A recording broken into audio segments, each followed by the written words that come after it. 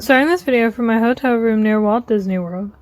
I'm overlooking the Old Town Amusement Park in Kissimmee, just a couple of miles from the Disney parks.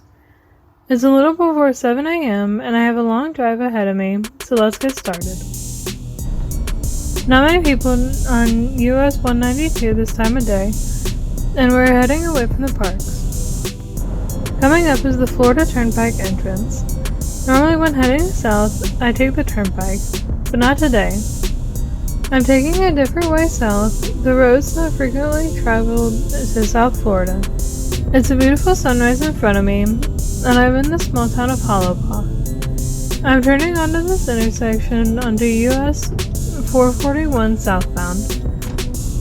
I'll get very familiar with US 441. I'll probably be on it for about 120 miles this morning.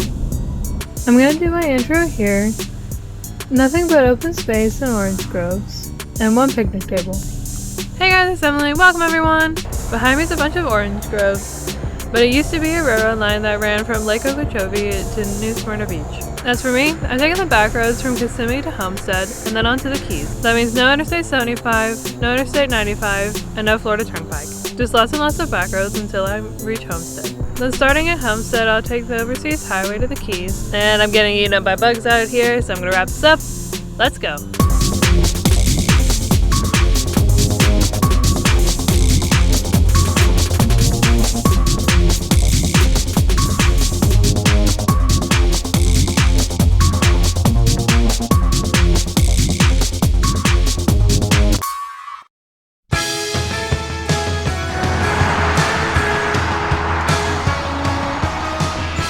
Many decades ago, when the railroad went through here, this was a train station. And I believe this is what remains of the train station. It's on private property surrounded by orange groves. There are probably snakes out there too, so I don't want to walk out there. These markers are on the roadside pull-off. On the right is where I am now, the former Nittaw Station. Nittaw was an old sawmill town. You see the picture of the train station. It looks just like that building I just saw. A few miles to the south of here was a town called Yeehaw.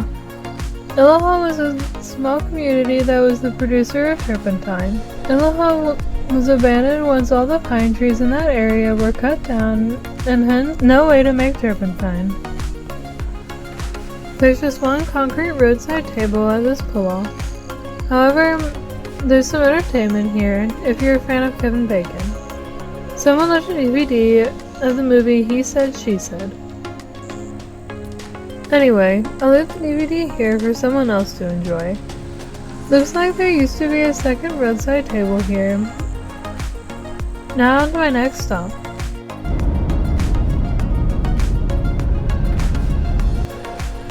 Now in the ghost town of Kenansville. This building was called the Heartbreak Hotel. Many people believe that Elvis Presley might have been inspired to use this name for his 1956 hit song. This is a hotel that opened in 1915 and was known as the Piney Woods Inn. In 1955, a reverend from Orlando purchased the building, which was pretty run down at the time. As an homage to the rundown state, the new owner gave it the name Heartbreak Hotel, fixed it up, and painted it red. But was there ever a connection to Elvis Presley? Some rumors stated Elvis either stayed here or saw this hotel and thought Heartbreak Hotel would be a great name for his song. However, music historians believe it was either based on a suicide from a hotel room or someone being killed on a lonely street after robbing a liquor store. Today, this building is not a hotel. But the current owners kept the same name out of respect for Elvis's tremendous music legacy. Across the street is the former First State Bank. The first depositor of this bank was Mary Keenan, the woman for whom the city is named. Mary Keenan was the third wife of Henry Flagler, who constructed the railroad through here and helped make Kenansville a prosperous town. The bank opened in 1914, the same year the railroad opened along with the train station that stopped here. The bank closed due to the Great Depression, and the railroad closed in the 1950s. However, the remaining citizens of this town have renovated this building to show what the bank looked like during the 1910s and 1920s. I wish I was able to go inside, but the door was locked. Not too far down the road is this historic post office. This post office was in operation from 1914 to 1976 and originally located near the train depot. It was moved to Fort Pierce in 1979 and moved back to Kenansville in 2005 in front of this historic schoolhouse. The school was opened by Henry Flagler in 1917. I think this is now a museum, but it was closed when I arrived this morning. The school is a restoration project of the Kenansville Community Association. They probably handled the bank renovations as well. The Florida Historical Commission also helped with the renovation. I think this might be the original school though. This is the oldest known public building in Osceola County. This marker states the school held 100 students and was open from 1917 to 1962, and then again from 1992 to 2003. In 2005, the school was given to the Kenansville Community Association. Osceola County is growing rapidly, so I bet Kenansville will probably lose its ghost town status and become an actual city once again. Alright, time to head south and see another former historic location.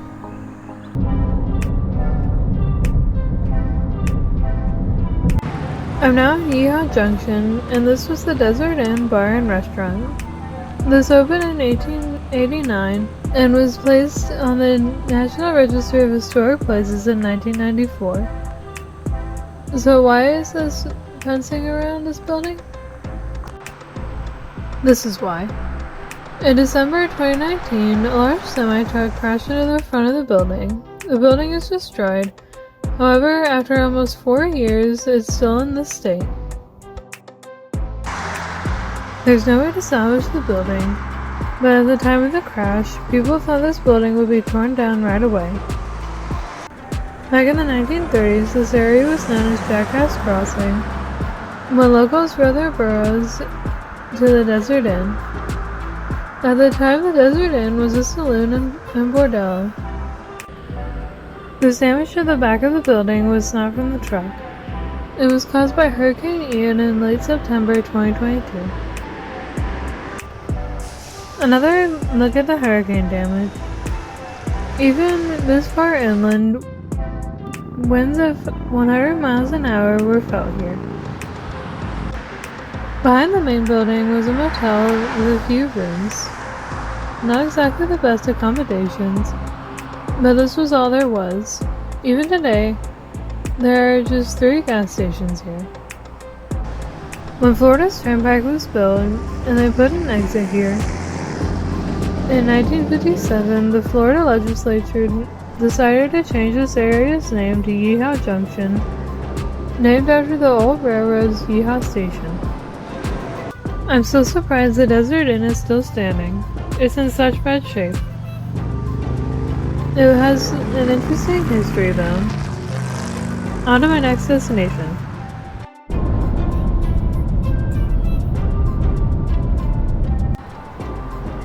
Now in the city of Okeechobee, and while driving by I saw a very large mural, so I decided to stop and take a look. This is the Okeechobee Settlers mural. This was painted by artist John Goodger in 1996 to commemorate the 100th anniversary of the first settlers in what is now Okeechobee. Also on this mural is a Seminole village, including pictures of the 8 Seminole clan symbols, the Okeechobee Historical Society, and a number of local banks, the Seminole tribe, and the local power company all helped to finance this mural.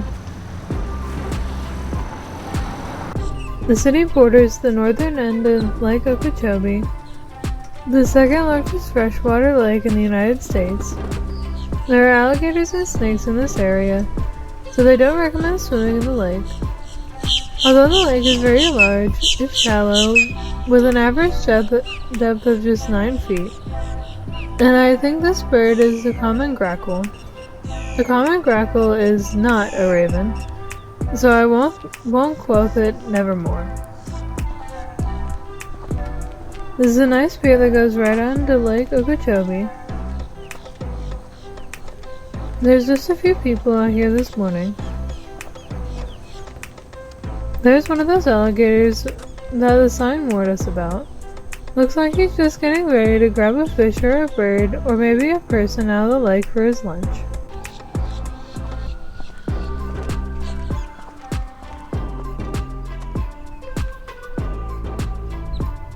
Take a look at this beautiful view of the lake.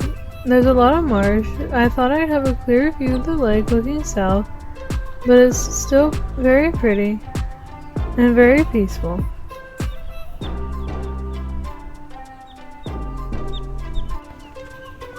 It might be very shallow at the end also. The flow of the water is south toward the Everglades. That could be why there's alligators here.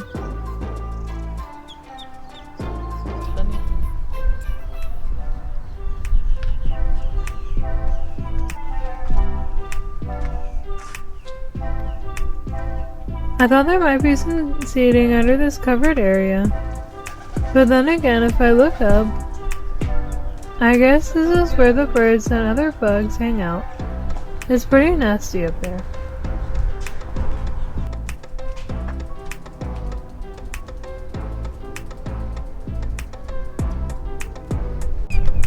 There's a small park just past the lake on the other side of the parking area. There are some covered picnic tables and some restrooms. I'm on the lookout for hungry gators. I'm checking to see if that gator I saw earlier is still there.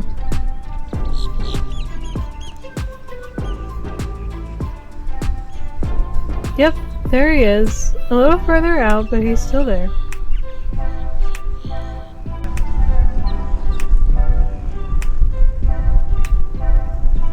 Okay, the gator must have found something, and he's swimming away from the shore. It's really nice here. Now I'm going around the east side of the lake to my next stop. From this high bridge, I have a nice view of the lake on the right hand side. I'm going to stop at one of the locks that controls the level of water in the lake. This is the Port Mayaca Lock and Dam. Lake Okeechobee is surrounded by an earthen dam that prevents flooding, and these locks move lake water through a series of canals that lead to the Atlantic Ocean on the east side and the Gulf of Mexico on the west side. If the dam didn't exist, Lake Okeechobee could possibly flood a large section of southeastern Florida, which has a very low elevation, lower than Lake Okeechobee itself. Kind of a jiggly close-up of the lock. Looks like there's a gravel road that leads to the lake shore, so I'll see what that looks like. Okay, I was by that high bridge and took the gravel road up here. There's the road leading to the lock, and there's the lake. That's the view I was looking for, a clear view of just water for miles and miles. Lake Okeechobee is about 30 miles wide at this point, so I cannot see the west side of the lake from here.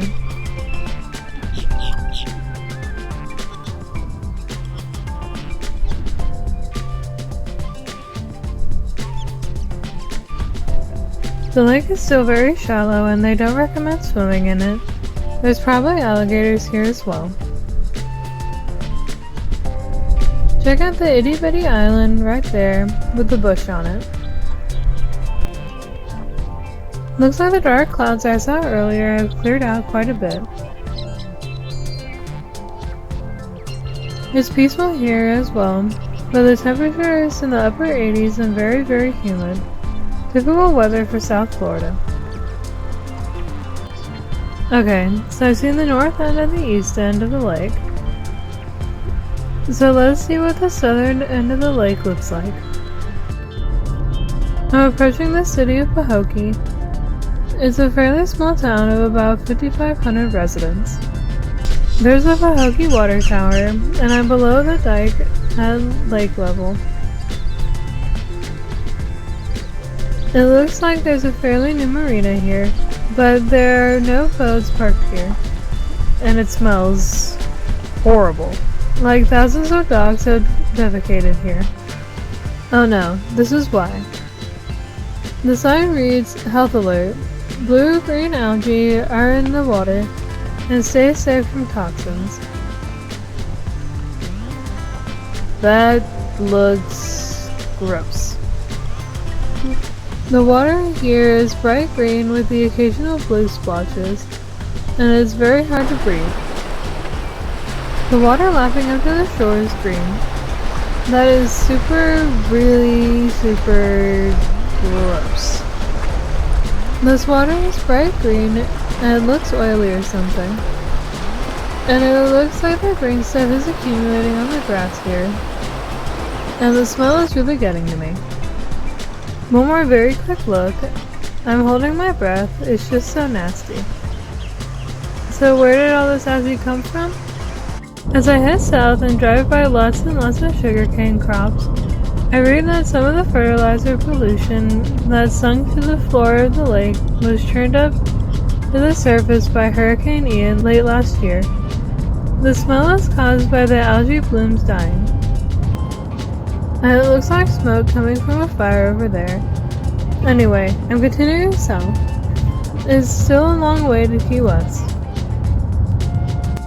Now in Broward County, I've reached the interchange of US 27, which I'm on, and Interstate 75, which I'll cross under. This large interchange began construction in the late 1970s, and it removed an entire community called Andytown.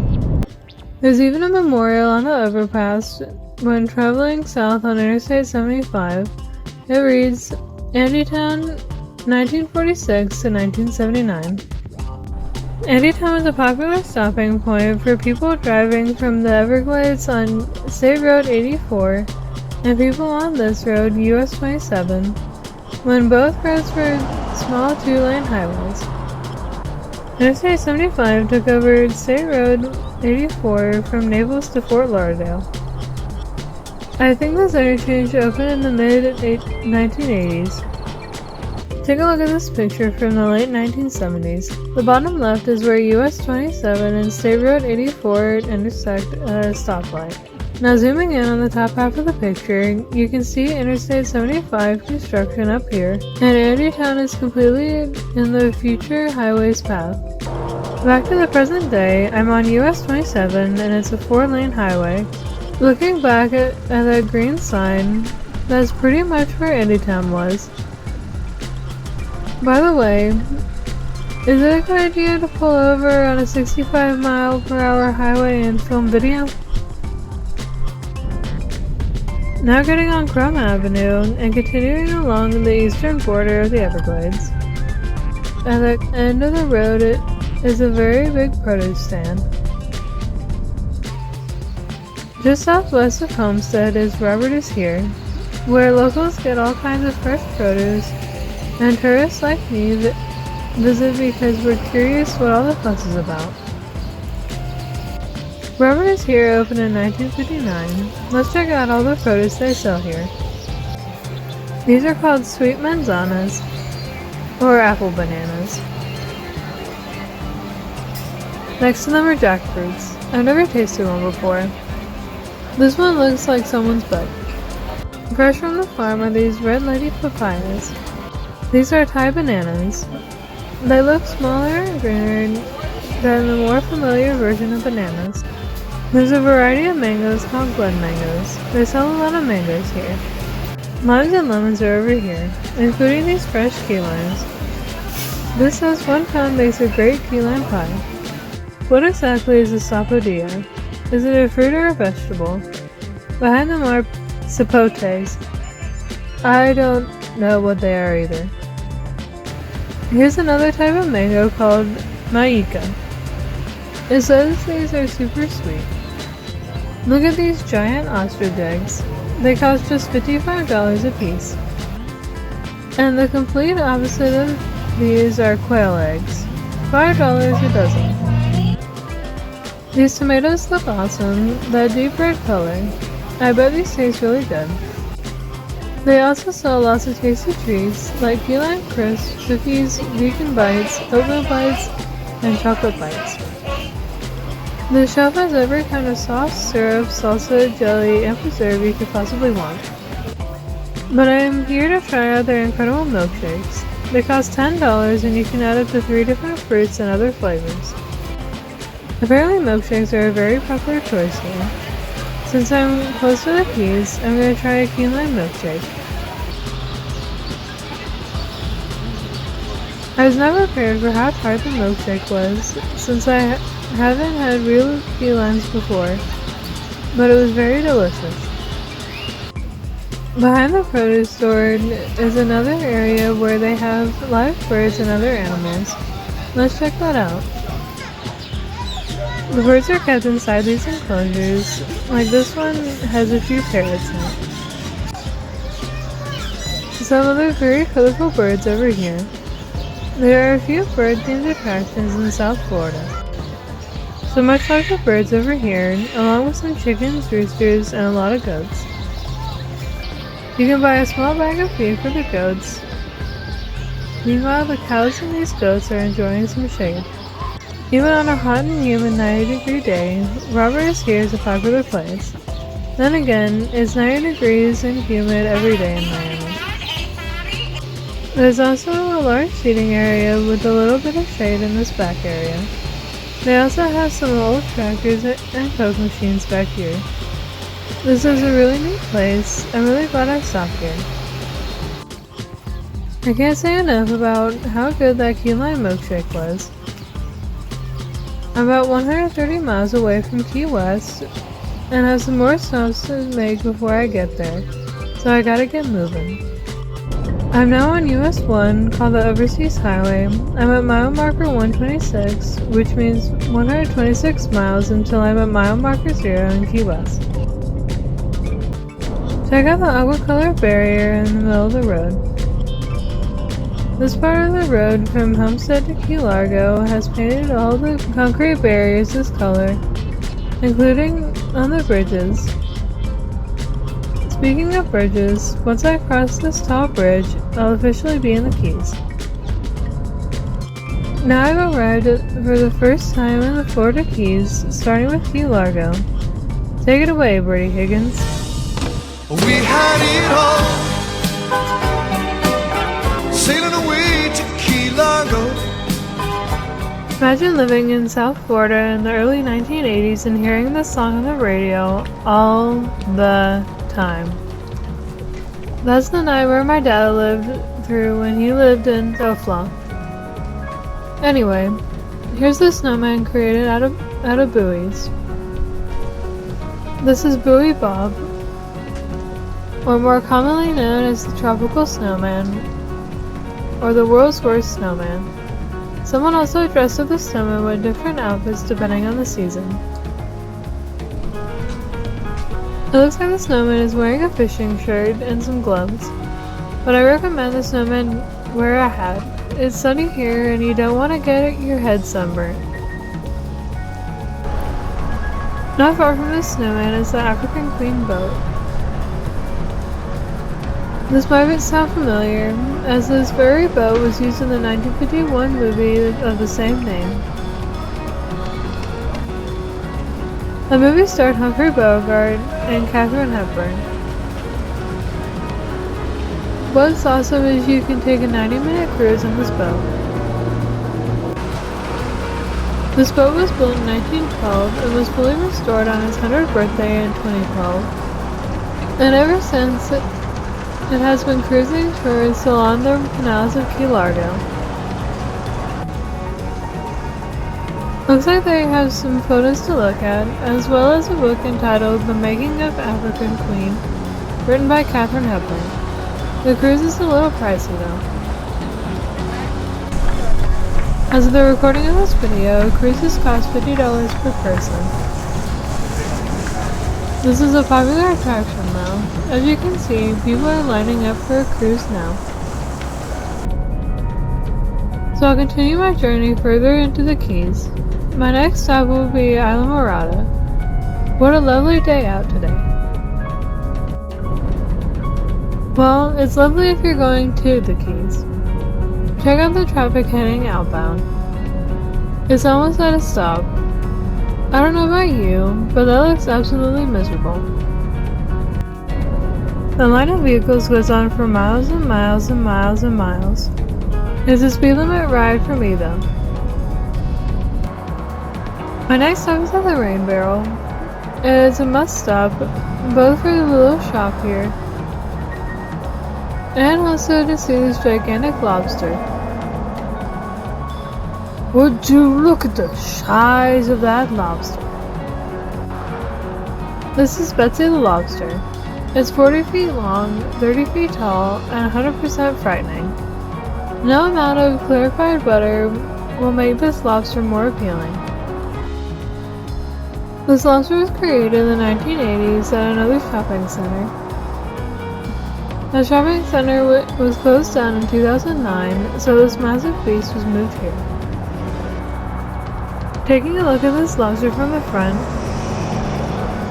this thing has crazy long antennae with a very spiky exoskeleton and big, scary black beady eyes.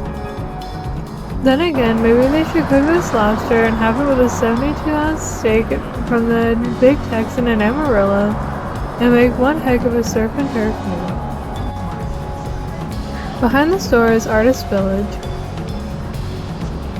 There are lots more little stores with artwork and some food. Some of these places are closed, and the ones that are open specifically ask for no cameras inside their stores. I wouldn't mind checking out some of these places the next time I visit the Keys. I already feel like I'm missing so much. There's a rusted out old car in the parking area here. I'm not sure what type of car this is. One more look at Betsy the lobster before continuing my journey toward the lower Keys. So long, Betsy. You were frightening. Very frightening. Alright, moving on. I'm only a couple miles south of where Betsy the lobster is, and traffic heading northbound out of the Keys is not going anywhere. But I'm here to see this gigantic wooden mermaid. This mermaid has been here for several decades. I'm at the Lorelei restaurant and cabana bar. I hear this is a really good seafood restaurant, and sunset celebrations are very popular here. According to the legend, Lorelei was a vengeful mermaid who attracted sailors with her beauty and then killed them. Wow, that's a really terrible story. This big mermaid was refreshed in early 2020 and got some new hair extensions. Down the road is this overseas liquor store, and next to it is a restaurant and arcade. There's a mural on the wall of the restaurant. It features 5 men in a Mount Rushmore layout with the text, "Drink where the famous have drunk." This meal is called Mount Rushmore, and all of them have enjoyed an adult beverage in the Florida Keys at some time or another.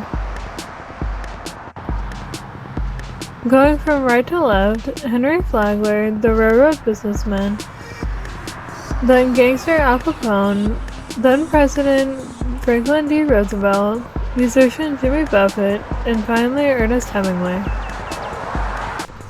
Is it just me, or is Henry Flagler sticking his finger in the ear of Al Capone? That might not be the best idea to mess with Scarface. Look at the huge iguana under the car. That's one gigantic lizard. I thought the northbound traffic had cleared up, but there's another backup. All the cars are stopped on this bridge. It's been about 30 miles since the first backup in Key Largo. I'm now at the 7-mile bridge. The newer bridge directly behind me opened in 1982, and at the time it was one of the longest bridges in the world. There's a marker next to the newer bridge. It's a dedication to Florida State Representative Bernie C. Poppy, a longtime politician from the Florida Keys. The old bridge opened in 1912 and is now open to pedestrians and cyclists.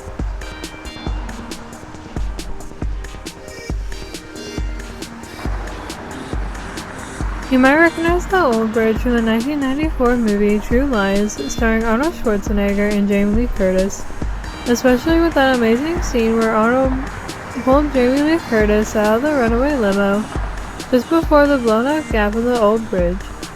This marker mentions the old bridge was originally used as part of the railroad built by Henry Flagler and converted to automobile use after the 1935 hurricane damaged the railroad. I think this old bridge was recently rehabilitated for pedestrian and biking use.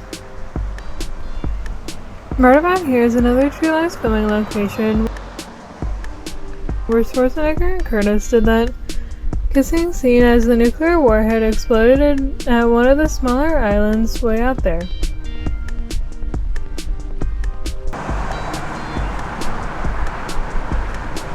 The old bridge spans about 2 miles to Pigeon Key, which is now a historic district with several historic buildings.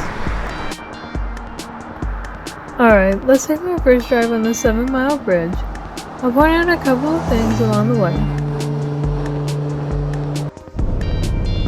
I'll probably reluctantly take the 2-mile walk to Pigeon Key the next time I visit the Keys.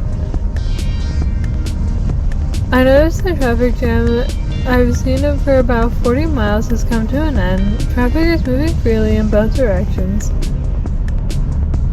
The old bridge has a fresh coat of blue paint.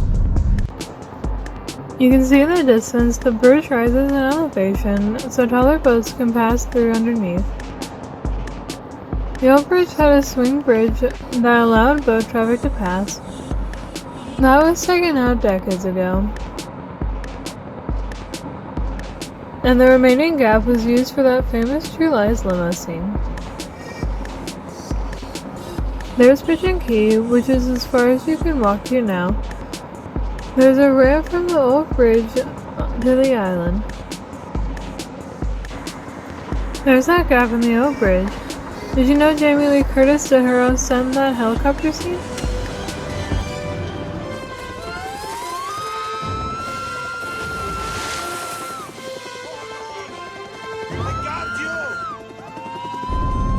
How freaking cool is that?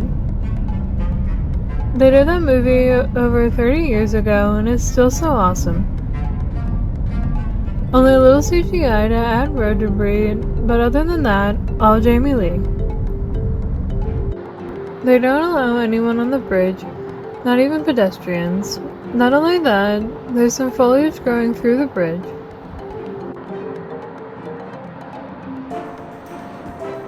You can see the bridge is really falling apart, but the first item growing out of the bridge is called the peace bush. Right next to it is Fred the tree. Yep, it has a name. Fred is over 20 feet tall now, and gets decorated for Christmas. The old bridge on the right looks a little different with the arches, but take a look at the guardrails and even the surface, it looks very unsafe even for pedestrians. This part of the old bridge is in really bad shape. Looks like another bush is breaking through the bridge. Maybe someone could give it a name. After 6 3/4 miles, we're just about on the other side, and that will begin the region called the Lower Keys. I'm now in Big Pine Key, and the fences are meant to keep the very small key deer out of the road. A key deer is very small compared to other deer. Females grow to just 65 pounds and males grow to just 80 pounds.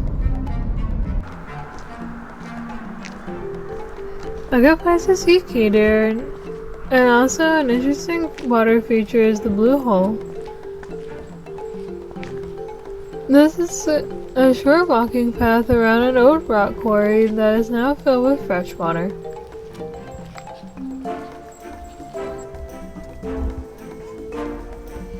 Blue Hole is the only freshwater lake in all the Florida Keys. All the other lakes, lagoons, or bodies of water are salt water. Also, another warning to watch out for alligators.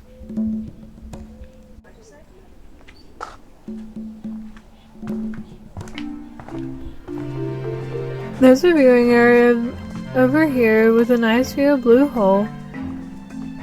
It's not as magnificent as I thought, but I think it's because of the cloud cover. The blue sky would probably reflect off the water and make it look like a blue hole. Blue Hole is a national key deer refuge. Around sunset, the key deer come out and start eating, and that's when cars really have to watch out. When this refuge was established in 1957, there were just 50 key deer in existence. I also ask that you do not feed the key deer even if they approach you.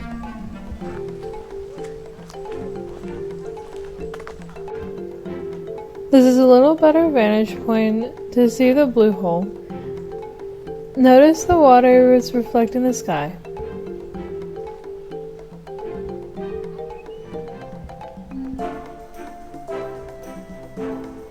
Now I see why they call this the Blue Hole. Look at the patch of blue sky at the bottom right, reflected off the lake. There's a key deer over there. I'm not going to approach the deer, I'll just zoom in and watch.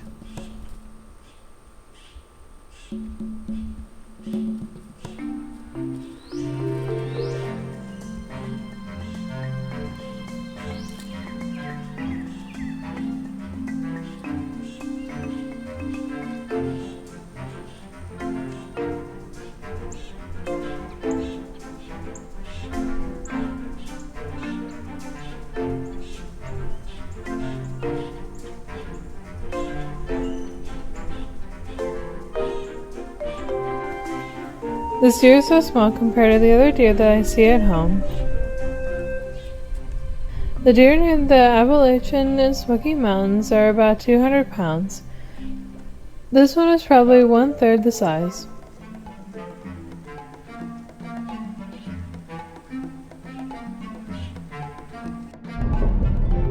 This bridge takes me to No Name Key. I'm hoping to see more key deer out in the wild. There's one now. This one looks a little skinny. You can see how small they are compared to the road signs.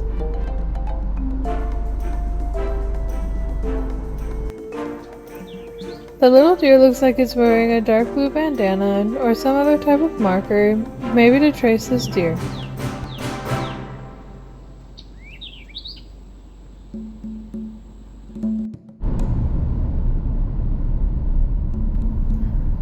Now back in Big Pine Key, there's a small cluster of deer just walking through the neighborhood.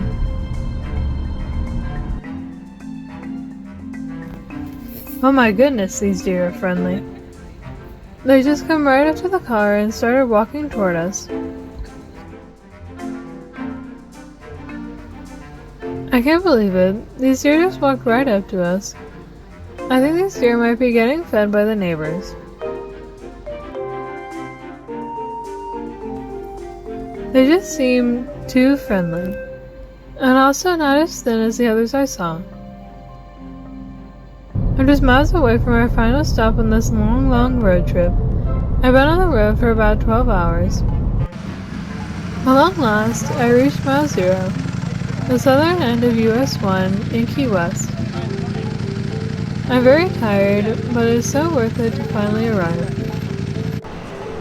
There are a couple of shops at this corner selling end-of-the-road merchandise. I'll come back here during my stay, and maybe I might buy something. I'll be in Key West for a few days. I have never been here, and after watching some vlogs, this looks like a really nice place. However, looking at some of the people, I wish clothing were not optional. This is a pretty good place to end this video. I'm pretty tired and I still need to check into my hotel. And that's it now that I've settled into my hotel here in Key West. And apparently while we're here, we're gonna see a haunted doll that requires permission to be seen. And I'll be seeing some other awesome things while I'm here as well. But you'll see all that next time. Thanks for watching. Bye!